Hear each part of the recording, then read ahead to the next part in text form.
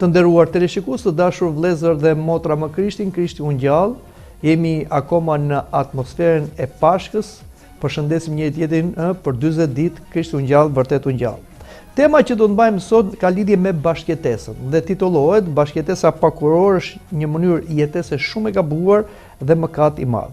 Por kur lindi bashkëjetesa që sot është bërë një trend i shoqërisë?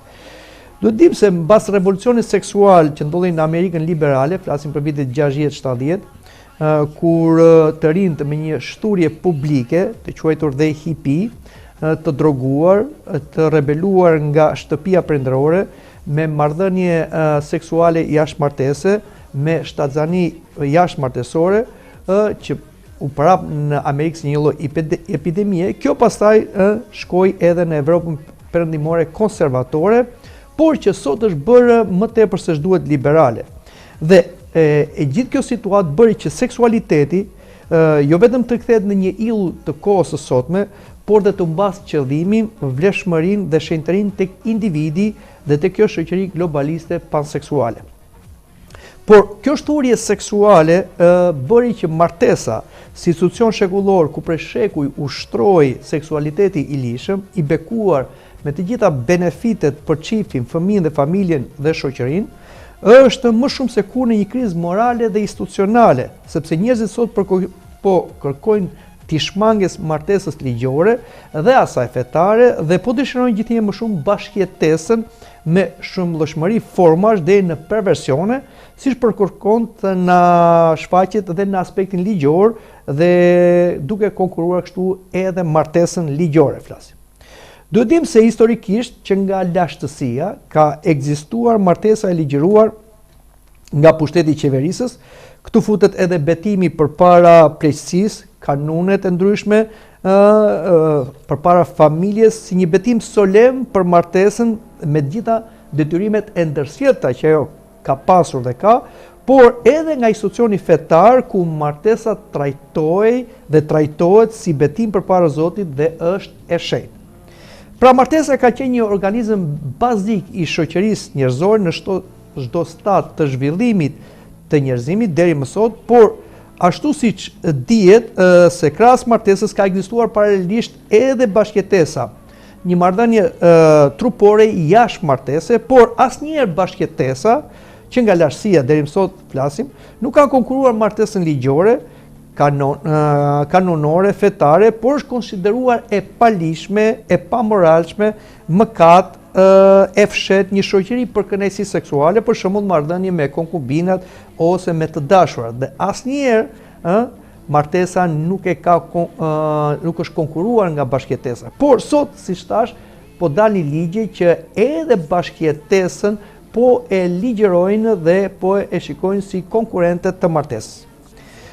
Prandaj, bashkëjetesa nuk ka qenë kurrë e njohur në kodet civile, aq më shumë në kanone fetare, madje ka qenë e dënuar për shembull tek ligji mozaik i popullit monoteist hebre, bashkëjetesa ishte krejtësisht e dënuar me dënim kapital. Shikoni çfarë na thuhet tek ligji për të rirën.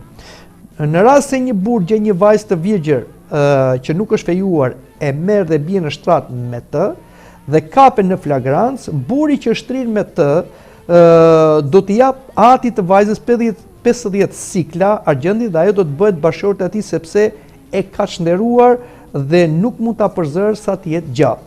Pra, shikoni çfarë detyrimi kishte në atë kohë, në qoftë se dikush merrte një vajzë virgjëresh e cila ishte e pafejuar ose e pamartuar dhe ai bashkoi trupërisht me të, pra jashtë fejesës ose jashtë martesës, sepse fejesa dhe martesa në atë kohë kishin të njëjtin autoritet.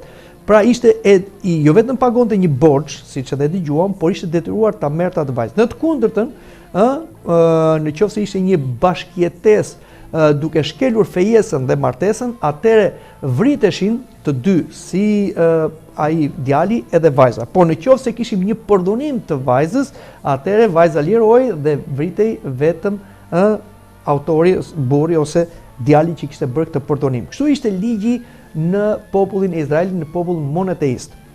Aq më shumë, kur erdhi krishterimi dhe u porap në gjithë botën, bashkëjetesa pa martesë u cilësuar dhe vazhdon të cilësohet kurvëri, mëkat i vdekshëm, i dënueshëm nga kisha apostolike, nga kanonet e kishës, që ndikuan dhe në kodet civile që nuk e lejonin bashkëtesën pa kuror dhe pa njohjen e shtetit deri më sot.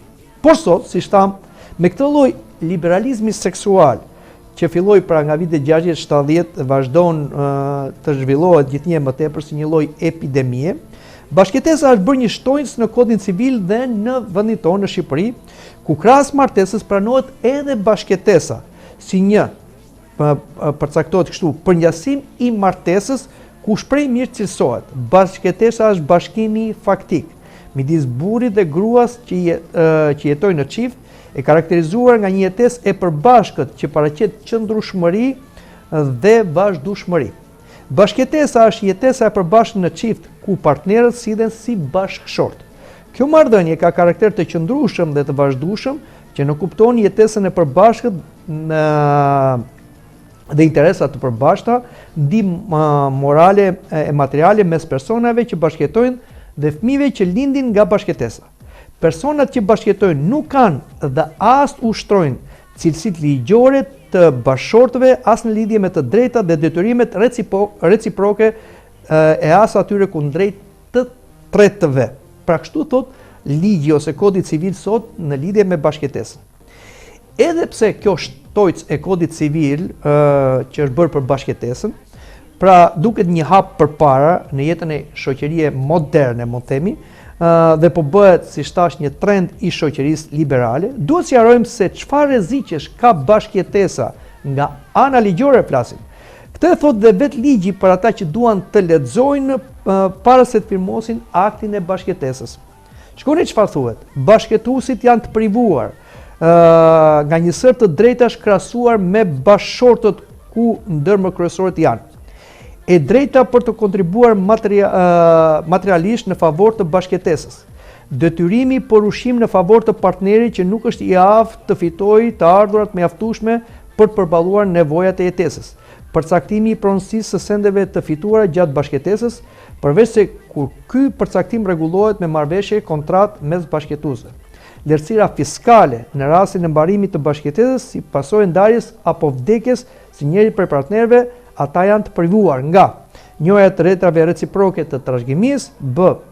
pjesëtimi në mënyrë të barabartë i sendeve të fituara bashkarisht, kur kjo nuk është parashikuar në marrëveshje kontratën e lidhur midis tyre, c. përgjegjësia ndaj detyrimeve të përbashkëta, d. fitimi i pensionit pas vdekjes së njërit prej tyre. Pra gjitha këto janë privime që në martesë janë të detyruara sipas ligjit që t'i kenë bashkëshortët. Pra, ajo që bie në sy në këtë ligj, për ata që duan të shikojnë dhe nuk janë të verbuara nga ego, instinkti apo mentaliteti i turmës, është se bashkëtesa edhe nga ana ligjore konsiderohet më shumë si një akt formal, një zgjedhje personale ose një bashkëtesë për kënaqësinë e partnerëve që thjesht duan të kenë një jetë të lirë, pa detyrime dhe pa përgjegjësi morale, materiale, prindërore, shoqërore, gjëra që përcakton jo thjesht nga emocionet, ndjenjat apo premtimet gojore, por me anë ligjore, ashtu si përcakton kodi i familjes për martesën. Me të gjitha detyrimet ligjore për çiftin dhe për palën e tretë, pra flasim për fëmijët, si parashtron kodi. Ruajtja e besnikërisë bashkëshortore, ndihma e ndërsjellë mes bashkëshortëve, kujdesi i përbashkët për fëmijët, kontributet e përbashkëta në jetën martësore dhe familjen, bashkëpunimi në interes të familjes dhe që kanë pra dhe duhet të kenë të martuarit. Edhe pse sipas bashkëjetuesve, disa ose psikologëve, sociologëve, opinionistëve, bashkëtesa duket se ka lehtësira për çiftin, për shembull ata thonë që bashkëtesa të jep mundësi për ta parë partnerin në situata të ndryshme, dhe kjo do të ishte një mënyrë më personale si psikologjike, fizike, shoqërore, ekonomike, dhe kështu mund të parandalohet një martesë e dështuar me gjitha detyrimet ligjore, ose b. bashkëtesa krijon mundësi dhe është një mënyrë për të provuar besnikërinë e lidhjes para se të martohen, një komunikim më i lirshëm dhe pa detyrime dhe angazhime, siç është martesa mes çiftit, ose c.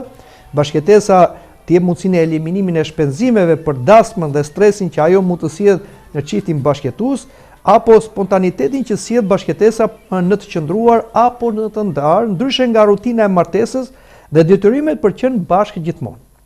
Por, në të gjitha këto lehtësira dhe moskohçarje të pretenduar në bashkëtesë nga bashkëjetuesit, harohen të përmenden ose të parashtrohen të këqijat që janë serioze dhe me shumë pasojë negative për bashkëjetuesit dhe të tretët si fëmijët, familja dhe shoqëria që ne i përmendëm edhe më sipër.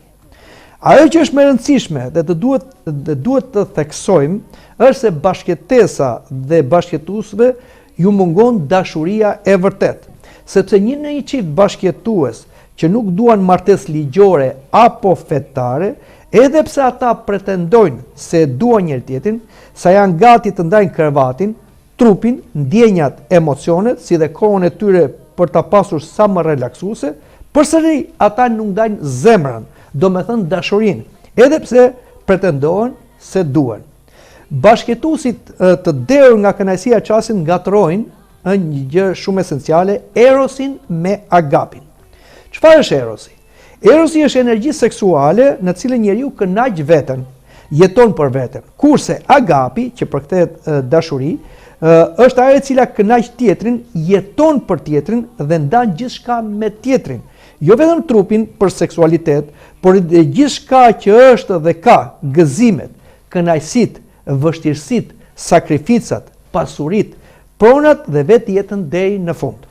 Kështu bashkëtesa, sado që mund duket shumë happy në thonjza flasim, është në vetvete plot me pasiguri dhe vetmi, sepse nuk ka dashuri të sigurt, dhe të pandashme, ashtu siç i krijon mundësi martesa sipas betimit me premtim. Nuk do të ndahemi në të mirë dhe në të keq.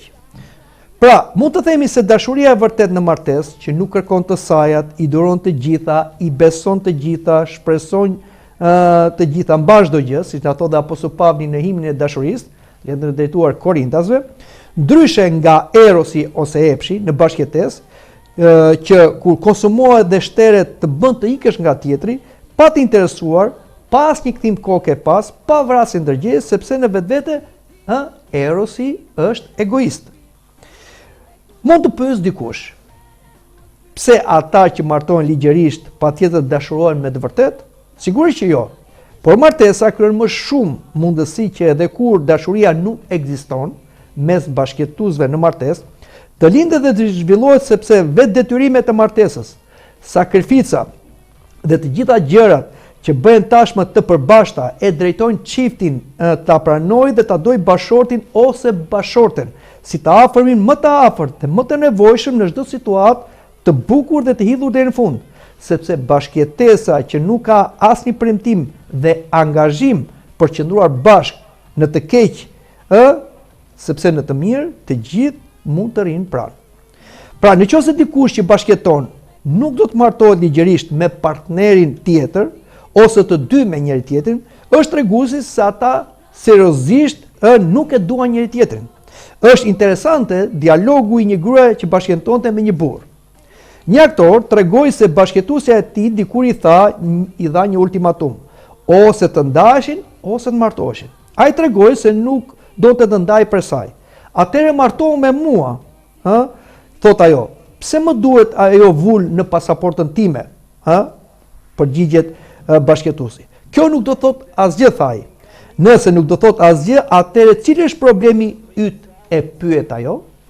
Pra, kush është problemi që ti nuk martohesh me mua, ligjërisht, tregon pra se nuk më do. Kërkesa e kësaj gruaje është një testim nëse doni me të vërtet bashkëtuesin ose bashkëtuesen. Nëse po, atë nuk ka asnjë problem për martesën. Thjesht shkoni dhe regjistroni në gjendje civile dhe martoni, por nëse nuk jeni të sigurt për ndjenjat tuaja, ju patjetër do të refuzoni dhe do të justifikoheni me shumë argumenta kundra dhe do të ikni nga martesa, si nga zjarri, sepse detyrimet martesore djegin egoizmin, ose më mirë nxjerrin në dritë hipokrizin dhe mungesën e dashurisë në bashkëtesën tuaj. Mbas problemit madhor të mungesës dashurisë së vërtet, vijnë problemet e tjera që na sjell bashkëtesa si probleme ekonomike, shoqërore, pra sociale, sepse divorci në bashkëtesë nuk ka asnjë pengesë, as morale, as dhe ligjore. për shpërndarjen e barabartë të ekonomisë, pasurisë, siç është në martesën ligjore.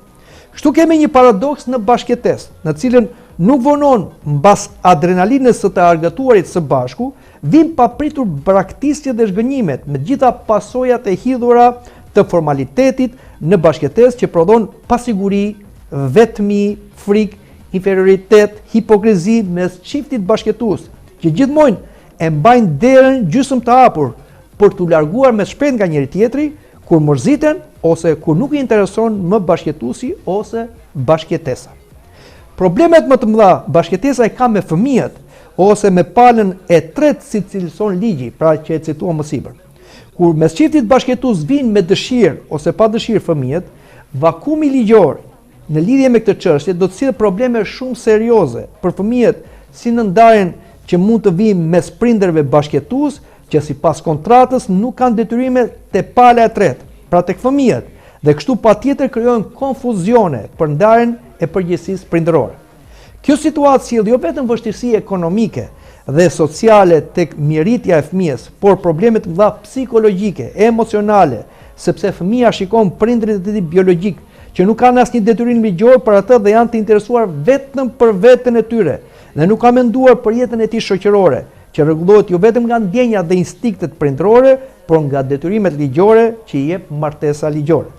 Por mbi të gjitha, bashkëtesa jo vetëm që është një zgjedhje e gabuar nga ana e individit, me pasoja për tërtin dhe të tjerët për fëmijët, por është një mëkat përpara Zotit, krijuesit të njerëzit mashkull dhe femër, dhe që krijoi dhe vetë martesën, siç na thuhet tek libri i parë i Biblës, Zanafilla. Martesa nuk është një marrëdhënie shoqërore krijuar nga dëshirat apo zgjedhjet instinktive njerëzore për bashkëtesë dhe për shtrimin e vetvetes, por është një institucion i krijuar nga Zoti, Perëndi, madje është institucioni i parë shoqëror i krijuar që në zanafillën njerëzore tham, dhe është bërthama që përbën familjen dhe shoqërinë e civilizuar njerëzore. Vetëm njeriu martohet me betime, ligje, detyrime sipas logjikës, kurse gjallësat e tjera bashkëtojnë sipas instinktit. Dëshminë për martesën e parë e kemi sidomos në Bibël, ku na flitet shumë qartë për krijimin e martesës së parë dhe më pas të familjes, që është modeli dhe inicimi i gjithë martesave dhe familjeve për gjithë historinë njerëzore deri në fund të kohës të kësaj shoqërie njerëzore, që është mashkull edhe femër. Pastaj Zoti Perëndia tha: "Nuk është mirë që njeriu të jetë vetëm. Unë do t'i bëj një ndihmës që i leverdis." Dhe Zoti Perëndi formoi nga dheu tër kafshët e fushës dhe tër zojtë e qiellit dhe çoi te njeriu për të parë si do t'i quante, dhe sido që njeriu t'i quante qenjet e gjalla, ai do të ishte emri i tyre. Dhe njeriu u vuri emrat të gjithë baktive, zojve të qiellit dhe çdo kafshë të fushave, por për njeriu nuk u gjet asnjë ndihmëse e përshtatshme për të. Atëherë Zoti Perëndia e futi në gjumë të thellë njeriu, të cilën e zuri gjumi dhe mori një nga brinjët e tij dhe mbylli mishin me në atë vend. Pastaj Zoti Perëndi me brinjën që kishte hequr njeriu të formoi një grua dhe e çoi te njeriu dhe njeriu tha: "Kjo së fundi është kocka e kockave të mia dhe mishi i mishit tim. Ajo do të quhet grua sepse është nxjerrë nga burri. Për këtë arsye njeriu do të braktisë baban dhe nënën e tij, do të bashkohet me gruan e tij dhe do të jenë një mish i vetëm." Kështu që bashkëtesa pa marrë bekimin e Zotit do thotë që e përjashton Zotin nga gjëja më intime dhe më e rëndësishme e jetës tënde, të mos dëgjosh urdhëresën hynore të martesës së bekuar, pra që të jeni të frytshëm dhe shumëzohuni, është patjetër një rebelim, është një mallkim dhe një gabim me shumë pasoja katastrofike, sepse është si të ndërtosh pa një arkitekt një grehin në një vend të paqëndrueshëm, të papërshtatshëm, që nuk do t'i rezistojë sfidave të jetës, ashtu siç ndërtohet edhe bashkëtesa duke anashkaluar martesën.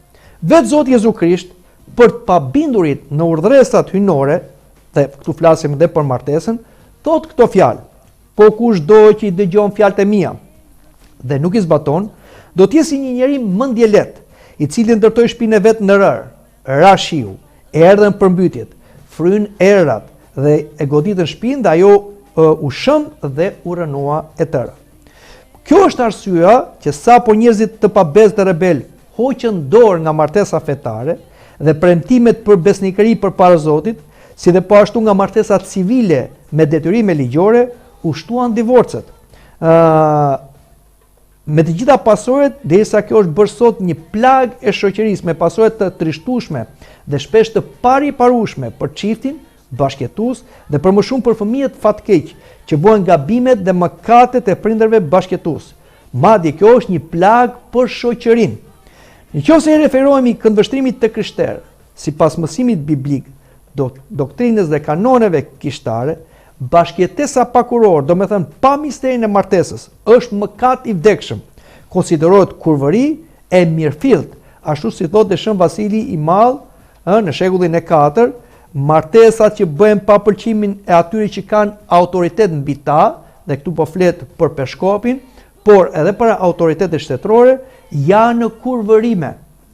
Bashkëtesa pakuror është absolutisht e patoleruar për një krishter, që është pjesë integrale e Kishës Katolike Apostolike dhe besimtari që bashkëton është i përjashtuar nga kungata hyjnore, derisa të pendohet, do me thënë të hiqë dorë nga bashkëtesa ose të martohet sipas Kishës. Përsëri, Shën Vasili i Madh, ky ati i madh i Kishës, që ka bërë dhe shumë kanone të Kishës që janë dhe sot e kësaj dite, na thotë: marrëdhëniet seksuale para martese nuk janë martesë dhe madje as fillim martese. Më mirë është që personat e lidhur në marrëdhënie seksuale jashtë martese të ndahen, por nëse ata ngulmojnë në martesë me çdo kusht, le të paguajnë dëshkimin për marrëdhënie seksuale jashtë martese, 7 vjet pendes, dhe le të vazhdojnë në rrugën e tyre, pra të martohen, që të mos ndodhë në një gjë më e keqe. Pra çfarë thotë Shën Vasili i Madh, dhe ky është mësimi i Kishës. Nëse një krishter bashkëton, ai kurvëron. Atëherë ai ndahet nga trupi i Krishtit, ndahet nga misteri më i madh që ka Kisha, nga kungata hyjnore.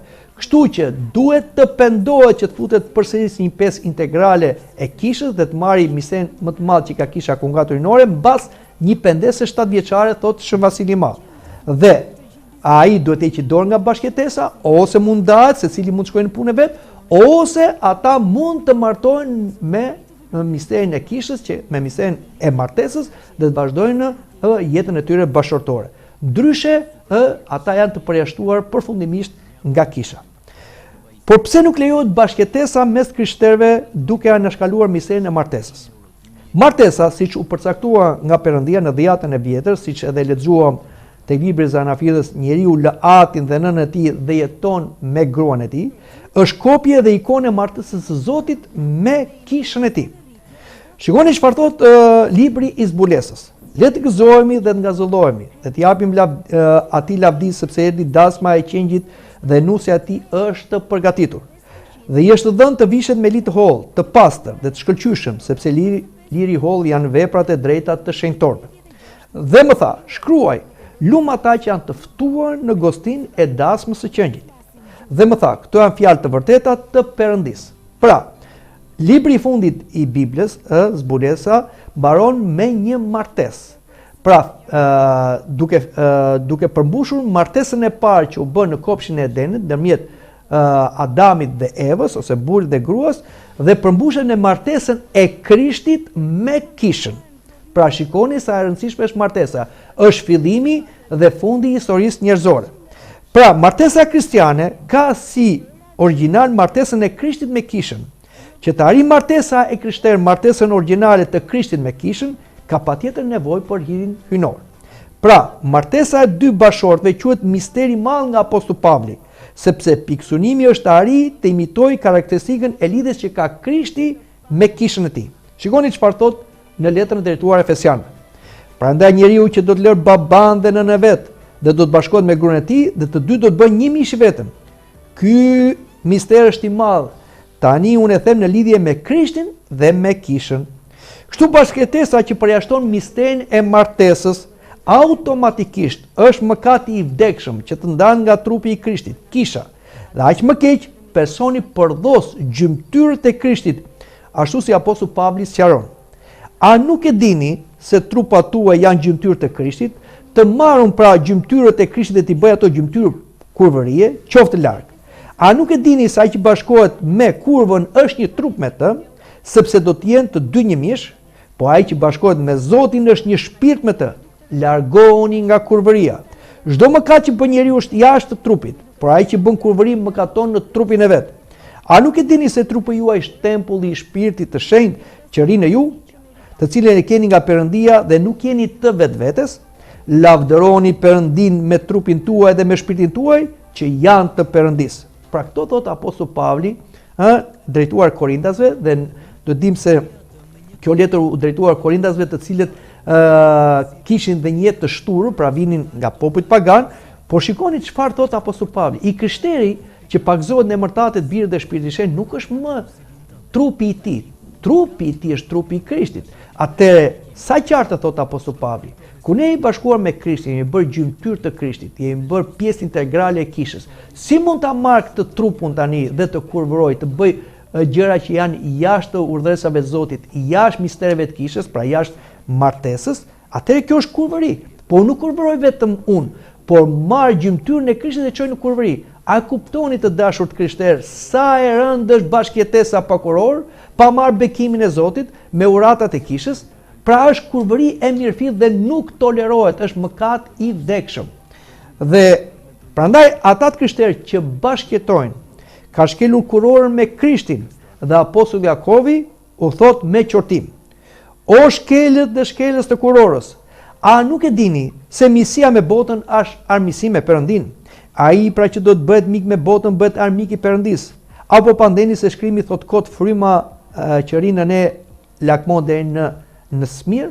Pra, dikush mund thot që ne vërtet jemi të krishterë, po jemi dhe në botë. Ne do t'i përshtatemi botës, konceptet botës, pra frymës së botës. Siç është dhe sot fryma liberale që për ligj edhe bashkëtesën. Jo të dashur të krishterë. Ne jemi të Krishtit, nuk jemi të botës.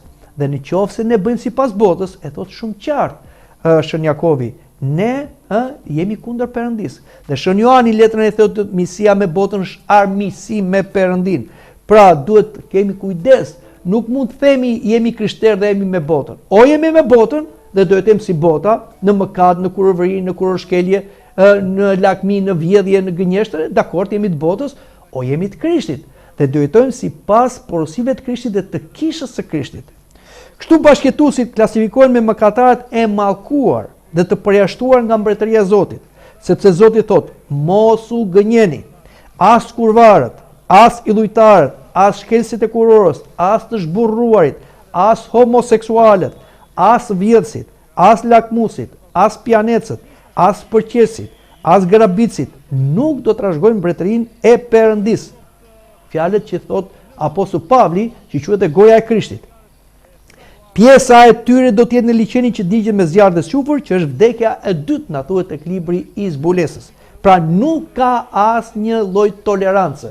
Në qoftë se ne bashkëtojmë, kurvërojmë. Pra bashkëtojmë pa kuror flasim.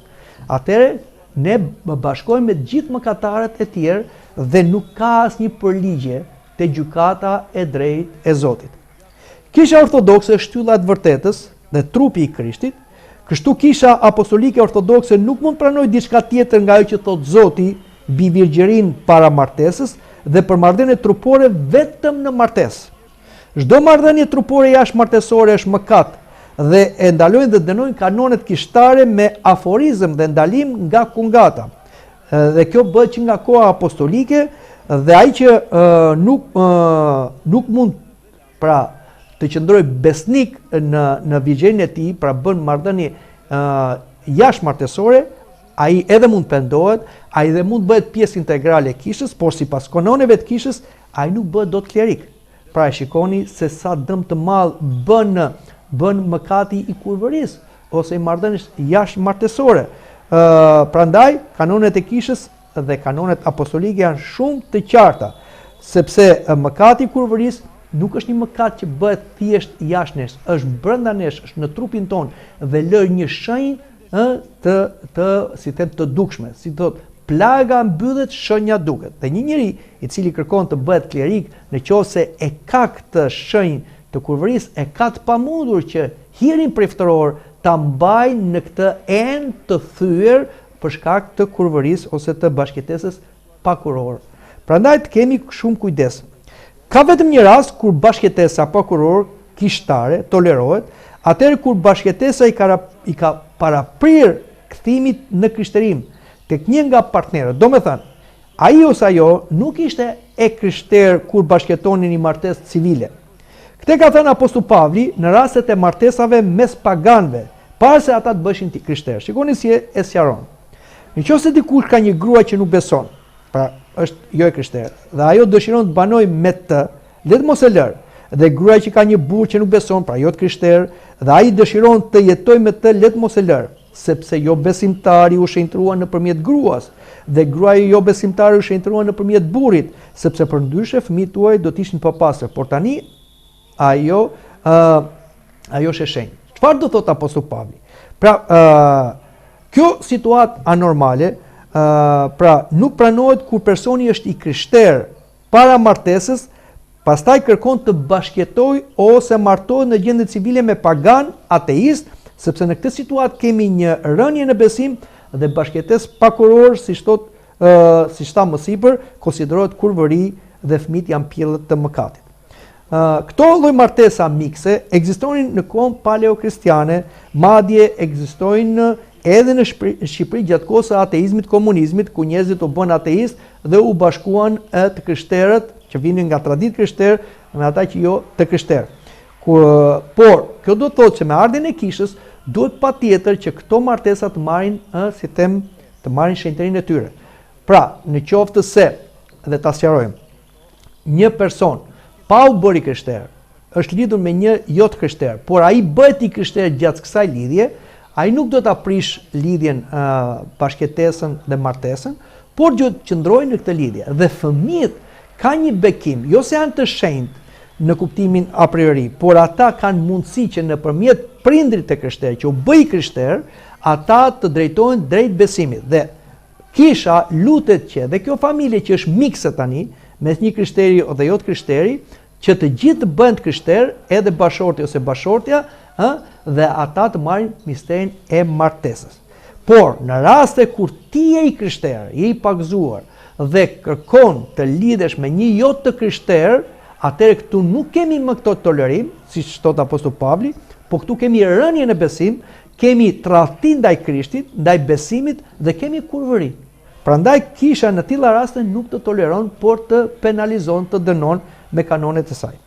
Pra, të dashur të krishterë, t'i vëm rëndësi kanoneve kishtare, rregullave kishtar, sepse janë rregulla që i kanë nxjerrë apostujt e shenjtë, kanë nxjerrë etrit e shenjtë për të rregulluar të gjitha ato anomali në jetën tonë shoqërore, sidomos edhe në bashkëjetesë.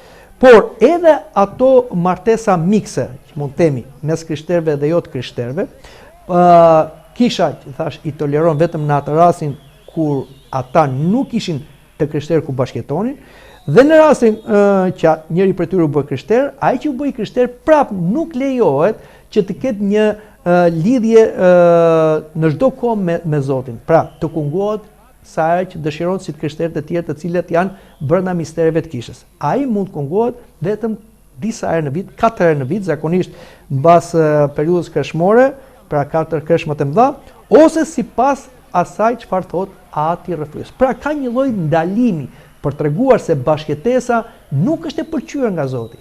Këtu kemi një lloj ekonomie për mos prishur atë që ishte përpara se dikush bëhej krishter, por gjithmonë është nxitja që personi që është bërë krishter edhe bashkëtuesin duhet ta bëjë krishter dhe të dy ta shenjtorojnë bashkëtesën në misterin e martesës dhe fëmijët mbi të gjitha të drejtojnë te Krishti me anë misterit të pagëzimit.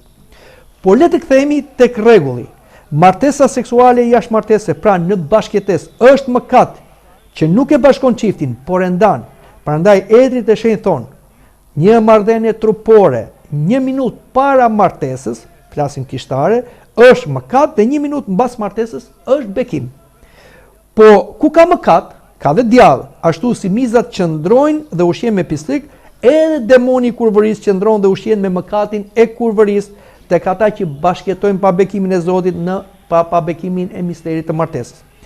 Atëherë si mund të ketë dashuri të vërtetë dhe bashkim kur te çifti që bashkëton qëndron djalli? Djalli nuk lë dy gur bashkë, si do lë 2 persona bashkë. Prandaj edhe Shën Pais Agjoridhi, shenjtori i kohëve tona, thotë se një marrëdhënie jashtëmartesore është një injeksion i djallit në një çift të dashuruar. Prandaj martesa duhet bëhet sipas Zotit dhe jo sipas dëshirës njerëzore, na thot Shën Ioan Gojarti, shenjtori i madh i kishë shekulli 4. Të krishterëve që bashkëjetojnë pa kuror, as blata, buka e shenjtë nuk pranohet për t'u afruar në tempull. Pra ne dim që jemi të detyruar që të bëjmë bukë meshe dhe t'i çojmë në tempull. Por një grua ose një vajzë që bashkëjeton pa kuror nuk pranohet kjo blatë për t'u çuar në tempull dhe ajo të bëhet trupi i Krishtit. Shikoni çfarë na thuhet në jetën e Shën Nikola Planas, një shenjtor shumë i veçantë. Një ditë një grua i dha një bukë meshe për ta celebruar në liturgjinë hyjnore. Por shenjtori e refuzoi duke thënë: "Nuk e pranoj për sa kohë që ti bashkëton pa qenë e martuar." A e kuptoni? Pra, kjo është ndjeshmëria e shenjtorëve. Zoti nuk pranon oferta nga mëkatarët. Kështu që bashkëtesa është një mëkat, është një mëkat i vdekshëm, është kurvëri. Mëkat të madh bëjnë dhe prindrit, sidomos prindrit e krishterë, të cilët edhe pse ata vetë nuk kanë bashkëjetuar, përsëri bëhen tolerant të fëmijëve të tyre, duke toleruar bashkëtesën. Madje kjo duket më mirë se martesa e tyre dhe mendojnë se fëmijët tashmë janë të lumtur duke qenë të lirë nga detyrimet e martesës. Po e dim se mëkati në fillim të shijon, pastaj të hidhëron, dhe nuk vonon që shumë prej këtyre prindërve liberal vinë vuajtjet, pasojat e bashkëtesës së fëmijëve të tyre. Për shembull, kur ata nuk shkojnë mirë mes tyre ose divorcohen, po ashtu probleme me nipa dhe me mbesat që nuk trashëgojnë pasurinë e prindërve të tyre bashkëtues, me probleme ekonomike, psikologjike dhe shoqërore. Në vazhdim, prindrit qajnë dhe ankohen Perëndis pse ky fat i keq për fëmijën e tyre, por harrojnë se nuk ishte fat i keq, por ishte zgjedhja e gabuar e fëmijëve të tyre, por edhe aprovimi dhe toleranca e këtyre prindërve liberal, gjoja dhe të krishterë, të cilët lejojnë që fëmijët e tyre të bashkëjetojnë. Prindi i ndershëm dhe aq më shumë besimtar i krishterë, kur nuk do të toleroj fëmijën e tij, qoftë vajzë apo djalë, të bashkëjetojë pa kuror, por ta qortoj dhe kur mos pranoj ose ta uroj atë bashkëtesë, të mos i japi bekimin prindëror, derisa fëmia të hiqë dorë nga kjo zgjidhje e gabuar dhe mëkatare, që kështu ose të ndahen, ose ata të dy të bashkohen në misterin e martesës. Njerëzit thonë që bashkëtesa pa detyrim është mundësi njohje, po harrojnë se për këtë është fejesa para martesës, që nuk duhet vetë kuptohet si bashkëtesë, siç keq përdoret shpesh, por si një periudhë njohje karakteri, problematika tek individët që duan martohen. Prandaj, nuk do të martohemi në fejesë, para të bashkëtojmë dhe të fejohemi në martesë që të njehemi. Ka një paradoks të dashur të krishterë që fejesa jo më kot ka qenë përpara martesës dhe fejesa ka qenë një lloj lidhje e pranuar edhe nga kisha që bekon fejesën, edhe nga familja, edhe nga shoqëria, ku çifti kishte mundësi të rinte diçka më afër me njëri tjetrin, por kur të bashkëtonte. Dhe brenda kësaj shoqërie me njëri tjetrin mund të njihte karakterin, mund të dilnin gjëra që të pazbuluara dhe kështu nuk bëhej martesa, por çifti duke mos qenë i bashkuar fizikisht, ai nuk mund quhesh si them i divorcuar ose i ndarë, sepse nuk ishte bashkuar. Por sot fejesa nuk respektohet. Fejesa duket sikur është martesë dhe sapo çifti fejohet dhe merr aprovimin e familjes, dhe ai menjëherë bashkëton sikur është i martuar. Dhe ndodhin pasaj paradokset, vjen nusja të martohet shtatzan. Çfarë kuptimi ka kjo? Ai fustani i bardhë që vesh nusja, por dhe ai kostumi dhe ai kimisha e bardhë që vesh dhëndri janë simbole të vigjerisë. Nuk janë gjëra kot. Pra, dhe ai kurora që marrin janë kurora që ata kanë mbetur të virgjër në fejesë, pra nuk i ran prej tundimit të kurvërisë. Por sot gjërat kanë humbur. Dhe ndodh paradoksi që e thash, që kërkojnë të martohen në fejes, i mbarojnë gjitha puna në fejes, dhe kur martohen, pasaj thotë unë nuk të njoh ty mirë, ti s'më njeh mirë mua, dhe kërkojnë kohën e njohjes, po në martesë, ku gjërat kanë mbaruar, kur kanë ardhur fëmijë të padëshiruar, kur janë bërë një mish, atëherë çfarë mund kemi? Pra, nëse bashkëtesa këmbgul për njohje është vetëm nga ana seksuale që ajo mund të njihet, por ajo nuk është primare në një marrëdhënie në çift, sepse seksualiteti është një instinkt të gjithë gjallësat makro dhe mikro që shtohen seksualisht, por tek njeriu seksualiteti udhëhiqet nga logjika dhe morali dhe mbi të gjitha nga dashuria. Nëse bashkëtuesit këmbgulin në njëjën seksuale para martesës, ata jo vetëm kurvërojnë, por dhe ulin atë, si them, individin bashkëtues vetëm në një njohje seksuale, instinktive, shtazore, dhe kësaj thonë, si puna saj shalqi me provë, që nëse nuk del i përqyeshëm shaqiri, atëre hedh dhe marr një tjetër. Duhet dim se jeta shoqërore e njeriu si dhe martesa është sipas ligjeve të Zotit, ashtu si janë dhe ligjet e fizikës të pavarura prej nesh dhe kush kërkon ti në vlerësoj apo ti sfidoj, patjetër që do të dëmtohet. Për shembull, një meteor apo kokrisur nuk pyet për ligjin e gravitetit dhe hidhet nga një lartësi. Patjetër që ai do thyej kokën ose do thyej gjymtyrët e tij. Kështu është dhe bashkëtesa, që përjashton ligjet morale të krijuesit dhe të shkrimit të shenjtë për martesën, pra është kurvëri. Dhe patjetër ata që bëjnë bashkëtesë kurvërojnë dhe ata dalin kundër ligjeve të Zotit dhe patjetër penalizohen, kanë problemet e tyre jo vetëm fizike, por dhe psikologjike. Dhe prishin marrëdhënie me Zotin, marrëdhënie me kishën, marrëdhënie me shoqërinë, mbi të gjitha marrëdhëniet e çiftit me njëri tjetrin. Prandaj të kemi kujdes sepse çdo gjë që bën njeriu ka kosto. Dhe diçka tjetër, nuk duhet që të mendojmë se dikush që bashkëtoi dhe pastaj e kuptoi dhe menjëherë ai shkon dhe bën martesën dhe kështu i bëm kapak këtyre gjërave. Jo të dashur krishterë. Kur dikush bashkëton, ai kurvëron, ka mbledhur energji negative. Demoni i kurvërisë është brenda tij. Ai nuk mund të shkojë menjëherë në martesë kur nuk ka ndodhur asgjë. Jo. Siç thotë Shën Vasili, çifti duhet të pendohet, duhet të rrëfehet, duhet marrin kanonin për mëkatin e kurvërisë. Sa e ka vendosur kisha. Në kohën e Shën Vasilit që është 7 vjet, tani është diçka më ulët, po jo pa gjë fare. Dhe pastaj ai të mbas pendim rrëfimit dhe lehet që ka dhënë atë rrëfys, atëherë të shkojë të bëjë misterin e martesës. Kështu energjia negative del nga çifti i bashkëtues dhe shenjtërohet bashkëtesa e tyre. Ndryshe, nëse ne shkojmë në martesë pa kryer misterin e pendim rrëfimit, energjia negative, demoni i kurvërisë është e bashkëtuesit dhe kur kryhet misteri i martesës në kish, prap kemi pikëllime, prap kemi grindje, prap kemi tradhira, sepse demoni nuk është larguar, se nuk është rrëfyer mëkati. Kjo është një gabim që nuk do ta tolerojnë as dhe klerikët dhe etrit të rrëfys kur një çift bashkëtues rrëfen mëkatin e kurvërisë që ata bëjnë në bashkëtesë. Prandaj të dashur të krishterë, duhet t'i bëjmë gjërat sipas Perëndisë dhe sipas mësimit të kishës. Prandaj krishteriu jo vetëm që duhet të heqë dorë nga bashkëtesa, po ai duhet patjetër të pendohet, të rrëfehet për mëkatin e bashkëtesës, të marrë faljen dhe pastaj të martohet në gjendje civile. Duhet kjo që sepse kisha nuk i jep rëndësi gjendje civile, por kërkon që të martohemi në gjendje civile për detyrimet që ka martesa ligjore dhe pastaj kjo lidhje në gjendje civile shenjtërohet në kishë, në martesën që bëhet sipas Zotit. Shikoni çfarë na thon etrit e shenjtë, ata që duhen të martohen, pasi ta aprovoj peshkopi, bëhet martesë sipas Perëndisë dhe jo sipas dëshirës. Ne nuk mund të ecim sipas dëshirës, ne duhet të ecim sipas Perëndisë. Aq më tepër kur bëhet fjalë për të krishterë, dhe të krishterë ortodoks. Kështu që të dashur të krishterë ortodoks, mos u gënjeni. Dhe ju prindër të krishterë ortodoks, mos u mashtroni dhe të bëni si bota. Bota nuk është prej Zotit. Bota gjenden në të ligën, dhe prinzi i kësaj bote është djalli. Ne nuk jemi të botës, pavarësisht se Zoti na mori prej botës. Ne jemi të Krishtit. Dhe të jemi të Krishtit kur dëgjojmë fjalët e Krishtit dhe zbatojmë ato, edhe në lidhje me martesën. Pra, bashkëtesa lejohet vetëm në martesë.